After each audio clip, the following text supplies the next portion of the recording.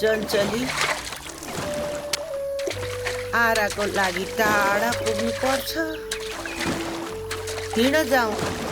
एकछिन हजुरआमा, कति धेरै पानी छ। तपाईँ पनि आउनु न यता, कति रमाइलो छ। म तिमी जत्रो हुँदा यहाँ कति धेरै ठुलो खोला थियो। त्यो खेत भएको ठाउँसम्म पानी बग्थ्यो। आमाले मलाई आहाराको लागि सधैँ यतैबाट लिएर जानुहुन्थ्यो। त्यति बेला जता हिँडे पनि हुने, तर अहिले त अहिले चाहिँ त्यस्तो किन नभएको हजुरआमा, भन्नु न के। अब मानिसहरूको बस्ती बढ्यो, जङ्गल फडानी गरेर खेतबाली लगाउन थाले, त्यसैले खोला सुक्दै गयो। अनि हाम्रो वासस्थान, आहारा, हिँड्ने बाटो सबै सागुरो। कस्तो रमाइलो हुन्थ्यो होला है, म नि त्यतिखेर भएको भए। हुन्थ्यो नि। अनि हजुरआमा, हाम्रो ठाउँमा चाहिँ मानिसहरू आउन हुने, अनि हामी चाहिँ उनीहरूको ठाउँमा किन जान नहुने, भन्नु न के। पहिलाको ठाउँ कस्तो होला, मलाई नि हेर्न जान मन लाग्यो। तपाईँहरू पहिला जानुभएको ठाउँ हेर्न जान मिल्दैन? आज जाउँ न।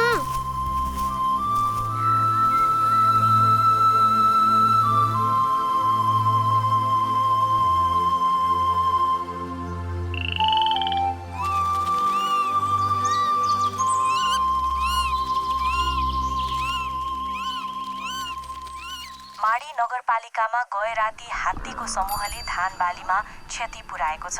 चितवन जिल्ला प्रहरी कार्यालयले दिएको जानकारी अनुसार निकुञ्जबाट छिरेका करिब 1 दर्जन हात्तीको समूह आहाराको खोजीमा धान खेतमा पसेका थिए। हात्ती पसेपछि प्रतिकारमा उत्रिएका गाउँलेले अन्धाधुन्दा हात्ती खेदाउन खोज्दा धान भित्राउने बेलामा हात्तीको बिगबिगी छ। यसपालि यस्तै पाराले धान बाली जोगेला त।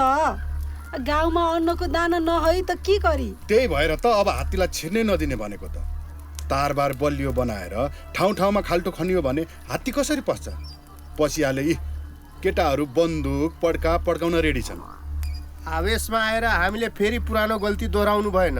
पोहोर साल धनीराम यसै गरी हात्तीमाथि जाइ लाग्दा ज्यानै गएको बिर्सिनु भयो। अब चुप्पै लागेर बस्ने त। त्यही त, पुल्ठो बाल्ने, बन्दुक पड्काउने, अब जे हुन्छ गरेर हात्ती खेद्नु पर्यो दाइ। हात्ती पस्नु दिन हुन्न भनेको कुरा ठिक हो, तर हामीलाई नै क्षति हुने गरी जाइ लाग्नु भएन भनेको मात्र हो। अब हात्तीसँग जोर जबस्ती गरेर हुन्छ भनेको। हात्तीलाई नमस्कार गरेर चाहिँ भाग्दैन। हेर्नुहोस्, नाङ्लो ठटाएर हात्ती भागेको कहीँ सुन्नु भएको छ? त्यसो होइन लाल किशोरजी, पालिकासँग पनि सल्लाह गरौँ। हात्तीबाट जोगिने सक्ने उपाय पो खोज्नु पर्यो। जानेका बुझेकासँग सल्लाह गरौँ। आखिर यो त सबैको सरोकारको विषय हो। कुरा त लौटन भाइको जायज छ, तर जो भी करी जल्दी करी के पड़ी।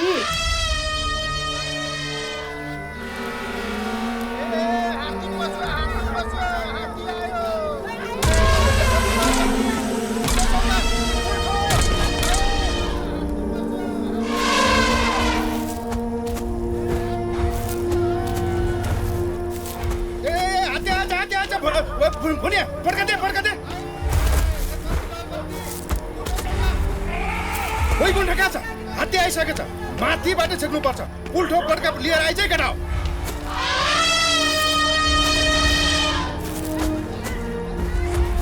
पुल्ठो लिएर झोस् न, मेरै धान बारीमा छिरेर मरेछ। लाउन सखाम पारेछन्।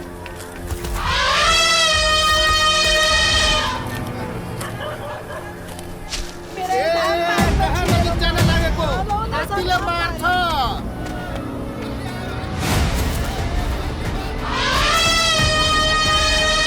हजुरआमा, मलाई डर लाग्यो। हजुरआमा। अब चाहिँ यत्तिकै छाडिँदैन। प्रमोद कहाँ छ? पड्का त।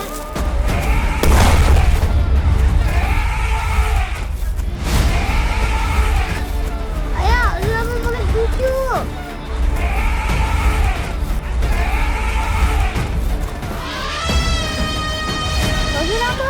हजुरआमा।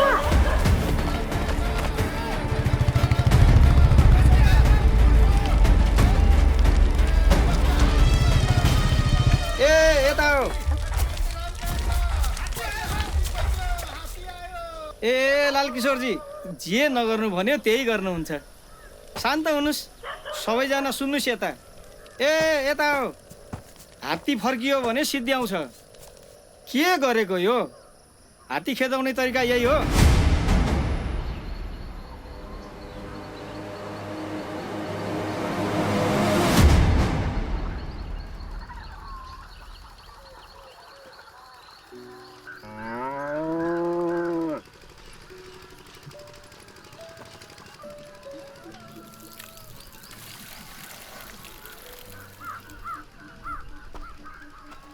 ए भाइ, खै त अन्सु अलैजी न आइसकी, भर्खरै भित्र गई। अनि खेती हेरिस् त? सकिहालेछ नि। हात्तीले हो र गाउँभरिको मान्छेले हात्ती खेदाउन न्युमा धानबारीमा कुल्चेर नि आमा। हजुर आमा, भोक लाग्यो, के खानु? आमा खेतबाट आएकै छैन, पख चिउडा भुजा होला, त्यही खा। अनि आज स्कुलमा पढाइ हो? साँच्ची बाबा, आज स्कुलमा एकजना दिदी होइन मिस आउनु भएको थियो। मिसले हामीलाई हात्तीको कथा सुनाउनु भयो। अब स्कुलमा पनि हात्ती नै पढाउन थाले? हात्ती र हामी एकै ठाउँमा बस्छौँ रे, मिलेर बस्नुपर्छ भन्ने कथा सुनेको। अब मिलेर बस्ने होइन, हात्तीलाई चाहिँ गाउँ जिम्मा लाएर हिँड्नु पर्ने भइसक्यो। एउटा के पो भन्नुभएको थियो, स्वस्तित्व कि के पो हो त्यो हुन्छ रे। त्यो भनेको मान्छे र हात्ती मिलेर बस्ने। ए अनि खाने बस्ने ठाउँ नभएर हात्ती गाउँ छिरेको रे। कसले के सिकाएछ यसलाई उल्टो पाल्टो? अन्सुले भनेको कुरा ठिकै लाग्यो मलाई। अरू के कुरा जान्यौ त छोरी, सुनाउ न। हो नि बाबा, कथा त ठ्याक्कै हाम्रो गाउँसँग मिल्ने।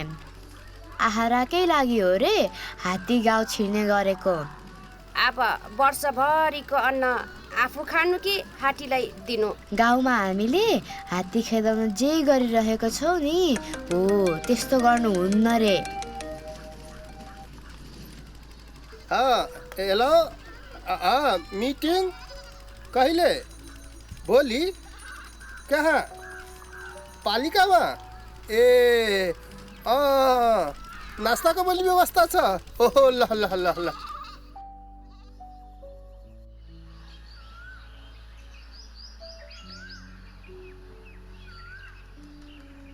हात्तीले हिजो झन्डै सिद्ध्याएन नि। त्यही त, मेरो बारी त सखाफै भयो नि। मेयर साहब पनि आउनुभयो। सुप्रभा बहिनी, यो चाहिँ हाम्रो मिटिङ घर। सबैजना आइसक्नु भएछ। अब ढिलो नगरी चाँडै मिटिङ सुरु गरिहालौँ। सबैजना ल सुन्नुहोस् है। अब उहाँ सुप्रभा बहिनी पढाइको सिलसिलामा यहाँ आउनुभएको। फेरि कस्तो संयोग, उहाँको पढाइ पनि हात्तीकै बारेमा रहेछ। हामी सबैलाई काम लाग्ने बहिनीले हामीलाई भेट्न खोज्नु भएको रहेछ, त्यही भएर यो छलफल राखेको। तपाईहरू सबैजनालाई मेरो नमस्कार। आज मैले हात्ती र मानिस बीचको सह अस्तित्वबारे कुरा गर्न खोजेको। ए मिस नमस्ते। ए हिजो स्कुलमा जानुभएको तपाईँ नै हो? मेरो छोरीले भन्दै थिए। हो, मेरो विषय मानिस र हात्ती बीचको सह अस्तित्वको बारेमा भएकोले हात्ती आइरहने तपाईँको गाउँलाई नै मैले छानेर तपाईँहरूसँग छलफल गर्न खोजेको हो। जसरी पनि हात्तीबाट पार पाउन केही त गर्नु नै थियो। अनि उहाँसँग हामीले खोजेको कुराकै समाधान रहेछ। आफ्नो त भएको धान खेत सबै सकियो, अब वर्षभरि के खाने? अध्यक्ष दिदीले आजै मेरो खेत हेरिदिनु पर्छ। हात्तेरिकाया दिदी, एकछिन न, पहिला बहिनीको कुरा सुनौ। हो, आहाराका लागि जङ्गल छिर्ने हात्तीसँग हामीले सहज व्यवहार गर्न नजान्दा विध्वंस हुन्छ। त्यसैले हात्तीबाट कसरी बच्ने, क्षति कम गर्न के गर्न सकिन्छ, त्यस विषयमा मैले अहिले काम गरिरहेको छु। हात्तीलाई बस्तीमा पस्ने नदिने उपाय के हो त्यो भन्नुहोस्। हात्तीले गर्दा उठीबासको स्थिति छ। फलेको धान हात्तीलाई खुवाएर हामी चाहिँ के खानु? वर्षभरि दुःखले लगाएको अन्न। तपाईँको कुरा बेठिक होइन, तर हामीले के भुल्नु हुँदैन भने आज हामी बसिरहेको बस्ती कुनै बेला जङ्गल थियो। हात्तीको वासस्थान अनि जङ्गल प्रशस्तै हुँदा उनीहरूलाई आहारा पनि प्रशस्त थियो, तर जङ्गल पनि मासिँदै गयो। अनि उनीहरू आहाराको खोजीमा भौतारिँदा गाउँ पस्ने, धानबाली खाने गर्छन्। यही कुरा त छोरीले पनि घरमा भनेकी थिए, तर हात्ती गाउँमा छिरिहाल्छ, हामीलाई चाहिँ गाह्रो भयो। ए त्यसो भए अब बाली नाली हात्तीलाई खुवाउनु पर्ने कुरा आयो होइन त? त्यसो भन्न खोजेको होइन, नरिसाउनुस् न। एकछिन पहिले उहाँलाई सबै कुरा राख्न त दिउँ। मिश्री दिदी र लौटन भाइ, तपाईँहरूलाई भएको क्षतिको मूल्याङ्कन हामी सबै मिलेर आजै गरौँला। सरकारले हात्तीले पुर्याएको क्षतिमा राहतको व्यवस्था गरेको छ, आत्तिनु पर्दैन। भएको क्षतिमा राहत पाउनुहुन्छ तपाईँहरूले। हेर्नुस्, सबैभन्दा पहिले अघि मैले भने नि, हात्ती र मानिस बीचको सह अस्तित्व। यो भनेको हामी दुवैले एक अर्काको अस्तित्व स्वीकार गर्नु हो। हात्ती चाहिँदैन भनेर हुँदैन। वन्य जन्तु र मानिस हामी सँगसँगै बस्छौँ भन्ने तथ्य हामीले स्वीकार गर्नै पर्छ, नम्बर 1। अनि त्यसपछि कसरी हात्तीबाट हुने क्षति कम गर्ने भन्ने कुरा बुझ्नुपर्छ। हामीले हिजैको घटनाबाट पनि धेरै कुरा सिक्नुपर्छ भन्ने लाग्छ है मलाई। हो, ठिक कुरा गर्नुभयो तपाईँले। हिजो म पनि गाउँमै थिएँ, तर हात्ती गाउँमा आउँदा धपाउने तरिका चाहिँ मिलेन है। धन्न म बेलैमा पुगेर हात्ती खेदाउने बहानामा उपद्रव गर्नु हुन्न नि। तलमाथि भए जेल जानुपर्ने हुन्छ।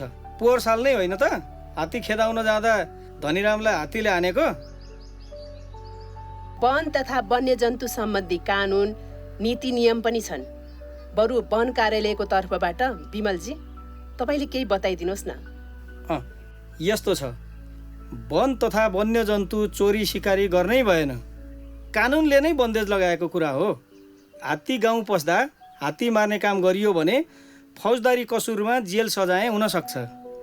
वन्यजन्तु संरक्षण ऐनले हात्तीलाई संरक्षित जनावर भनेकाले हात्तीलाई गोली हान्ने, करेन्ट लगाउने, चोटपटक लगाउने काम गर्नै भएन।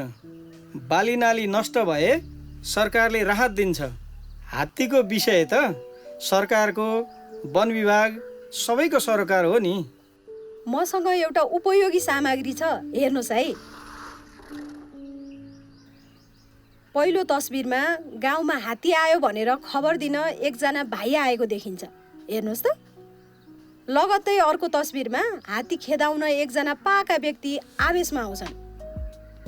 त्यसपछि अर्को भाइले आवेशमा नआऊ, हात्ती रिसायो भने हामीलाई नै आक्रमण गर्न सक्छ भन्छन्।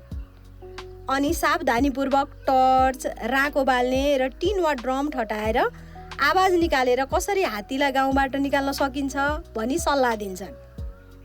यहाँ भनिएको कुराले के बुझिन्छ भने हात्ती आउँदा हामीले सावधानी अपनाएर आफू सुरक्षित भई हात्तीलाई पनि आक्रोशित बनाउनु हुन्न भन्ने सन्देश हो। यसपछि अब हात्ती खेदाउन गर्नु नहुने कुराबारे जानौँ है त। एक्लै हात्ती खेदाउन जानुहुन्न। घर अघिल्लैतिर हात्ती आए पनि एक्लै ननिस्किनुहोस् है। अनि हात्ती खेदाउँदा चारैतिरबाट घेरा हाल्नु पनि हुँदैन। यसो गरे हात्तीले भाग्ने बाटो पाउँदैनन् अनि आक्रमण गर्ने जोखिम हुन सक्छ। हात्तीको नजिक गएर भाला, पुल्ठो आदिले हान्नु हुँदैन। हात्तीलाई चोट लाग्यो भने हात्ती झनै रिसाएर आक्रमण गर्न सक्छ। अब हात्ती खेदाउँदा गर्न हुने बारे जानौँ है त। अघि भनियो नि, टर्च, पुल्ठो आदि उज्यालो बालेर सुरक्षित दूरी, टाढै बसेर टिन ठटाउने, ड्रम बजाउने आदि गरेर हात्तीलाई लखेट्नु सावधानी हो। अब बाँकी केही जानकारी पनि लिउँ है त। हात्तीलाई मनपर्ने आहारा केरा, मकै, धान जस्ता अन्न हुन्। त्यसैले जङ्गलको छेउमा हात्ती आउने ठाउँमा यस्ता बाली भन्दा हात्तीले मन नपराउने फलफुल, बेसार, मेन्था जस्ता बालीहरू लगाउनु बुद्धिमानी हुन्छ। हात्ती आउने जङ्गल छेउमा अग्लो मचान बनाएर हात्तीको निगरानी गर्ने र हात्ती आएको थाहा पाउने बित्तिकै गाउँलेहरूले पूर्व जानकारी दिनुपर्छ। जङ्गल र बस्तीको बिचमा हात्तीलाई छेकबार लगाउनु पर्छ, जस्तै तारबार, बाँसको बार पनि लगाउन सकिन्छ। सुत्ने ठाउँ नजिकै अन्नपात राख्नु भएन। बुझ्नुभयो नि तपाईँहरूले गाउँमा हात्ती आउँदा के गर्ने के नगर्ने भन्ने कुरा। अब हामीले सबभन्दा पहिले त हात्ती आउने जङ्गल छेउमा अग्लो मचान बनाएर हात्तीको निगरानी गर्नु पर्यो र हात्ती आएको थाहा पाउने बित्तिकै गाउँलेहरूलाई जानकारी दिनु पर्यो। र हात्तीलाई सुरक्षित दूरीमा टाढै बसेर टिन ठटाउने, पोल्ठो बाल्ने, टर्च बाल्ने, ड्रम बजाउने जस्ता क्रियाकलाप गरेर हात्तीलाई जङ्गलतिर फर्काउनु पर्छ। हात्ती गए है गए, देख्नु भयो त? हल्ला नगर्दा बस्तीतिरबाट सावधानीपूर्वक हात्ती खेदाउनु बुद्धिमानी हुन्छ। हो त, अलिअलि बाली खाए पनि हिजो जस्तो नोक्सानी त भएन। हात्तीले हैरान पारेको झोकमा बहिनीलाई के भन्न पुगे, चित्त दुखाउनु भयो होला, माफी चाहन्छु है बहिनी। होइन केही छैन, यो त हामी सबैको सहभागिताले गर्ने काम हो नि। हिजो हामीले के गर्थ्यौँ के गर्न हुँदैन रहेछ भन्ने कुरा थाहा भएर त आज हात्ती सरक्कै फर्किए नि। यसमा तपाईँहरू सबैजनाको सकारात्मक प्रयास छ। तपाईँहरू सबैजना धन्यवादको पात्र हुनुहुन्छ। ल सबैजनाले सुप्रभा बहिनीलाई ताली बजाएर धन्यवाद दिऊ त।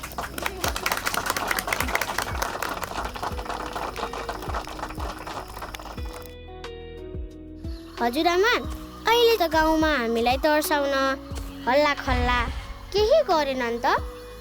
गरेनन् त, अहिले अचम्मै भयो। पहिला मलाई गाउँ छेउ त कस्तो डर लाग्थ्यो, अहिले त लागेन।